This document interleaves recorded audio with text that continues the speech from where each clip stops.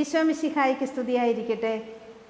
Carmel മലയിൽ Israel ജനത്തെയും അന്നത്തെ രാജാവിനോടൊപ്പം ബാൽദേവന്റെ 450 അഷേരാ ദേവതയുടെ 400 വരുന്ന പ്രവാചകരെ ഒരുമിച്ച് ചേർത്ത് അവർക്ക് മുൻപിൽ ദഹന ബലിവസ്തുക്കൾ ഒരുക്കി വെച്ച് സ്വർഗത്തിൽ നിന്നും അതിന്മേൽ അഗ്നി ഇറക്കി അതിനെ ദഹിപ്പിക്കുവാൻ തക്ക വിധത്തിൽ ആഴമേറിയ ദൈവസ്നേഹവും ദൈവവിശ്വാസവും നിറഞ്ഞു നിന്ന ഇസ്രായേൽ പ്രവാചകരിൽ അഗ്രഗണ്യനാണ് പ്രവാചകനായ ഏലിയ നിവ്യ.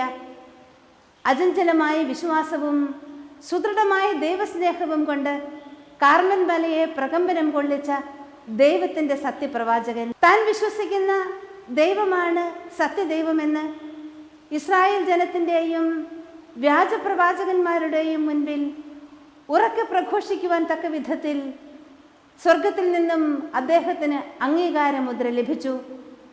താൻ ഒരുക്കി വെച്ച ബലിവസ്തുക്കളെ അഗ്നി ഇറക്കി ശോധന ചെയ്യപ്പെട്ട വിശ്വാസമാണ് അദ്ദേഹത്തിൻ്റെതെന്ന് സ്വർഗം എഴുതി വയ്ക്കുകയുണ്ടായി. താൻ വിളിച്ചാൽ വിളിപ്പുറത്തെത്തുന്നവനാണ് ദൈവമെന്ന് ഏലിയ നിവ്യ സ്വജീവിതത്തിലൂടെ കാണിച്ചു കൊടുത്തു. ആഹാബ് രാജാവേ, ഞാൻ പറയുന്നത് വരെ ഇനി മഴ പെയ്യുകയില്ല എന്ന് പറയുവാൻ തക്ക വിധത്തിൽ, ആകാശത്തെ അടച്ചു കളയുവാൻ തക്ക വിധത്തിൽ ആഴമേറിയതായിരുന്നു അദ്ദേഹത്തിൻ്റെ വിശ്വാസം.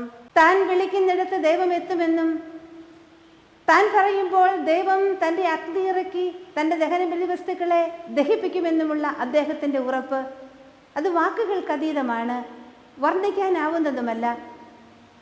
വിശ്വാസികളുടെ പിതാവെന്ന് നാം ഉദ്ഘോഷിക്കുന്ന അബ്രാഹത്തിൻ്റെ വിശ്വാസത്തെ വെല്ലുന്ന ആഴമേറിയ വിശ്വാസവും ദൈവസ്നേഹവും ഏലിയ നിവ്യയിൽ നിറഞ്ഞു നിൽക്കുന്നതായി നമുക്ക് കാണാൻ സാധിക്കും.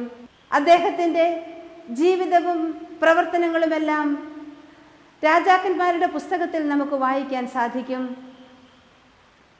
ഏലിയ നിവ്യയുടെ ജീവിത വിശുദ്ധിയും അദ്ദേഹത്തിൻ്റെ ദൈവസ്നേഹവുമാണ് അന്ന് കാർമൽ മലയിൽ വെച്ച് ഇസ്രായേൽ ജനത്തിൻ്റെയും വ്യാജപ്രവാചകന്മാരുടെയും മുൻപിൽ അദ്ദേഹത്തിന് വിജയം കൊയ്തു കൊടുത്തതെന്ന് നമുക്ക് മനസ്സിലാക്കാനാകും.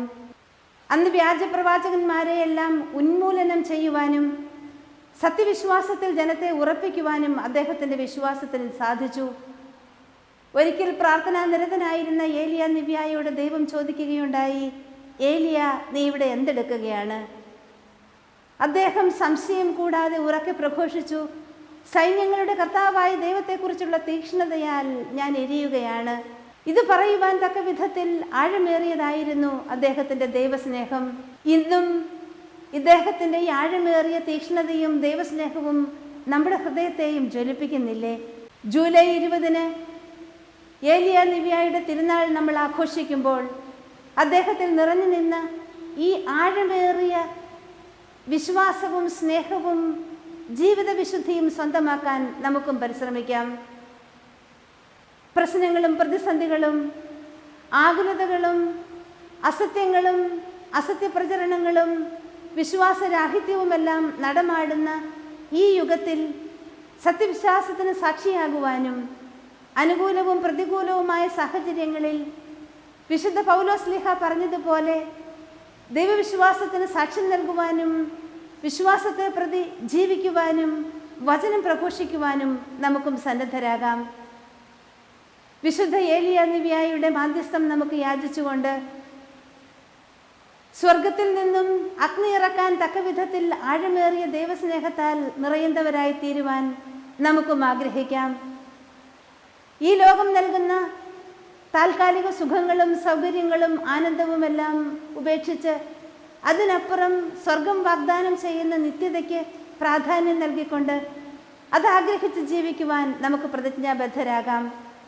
വിശുദ്ധ ഏലിയ നിവ്യയെ ഞങ്ങൾക്ക് വേണ്ടി പ്രാർത്ഥിക്കണമേ എന്ന് നിരന്തരം യാചിച്ചുകൊണ്ട് നമുക്ക് ദൈവസ്നേഹത്താൽ നിറയുകയും വളരുകയും ചെയ്യാം.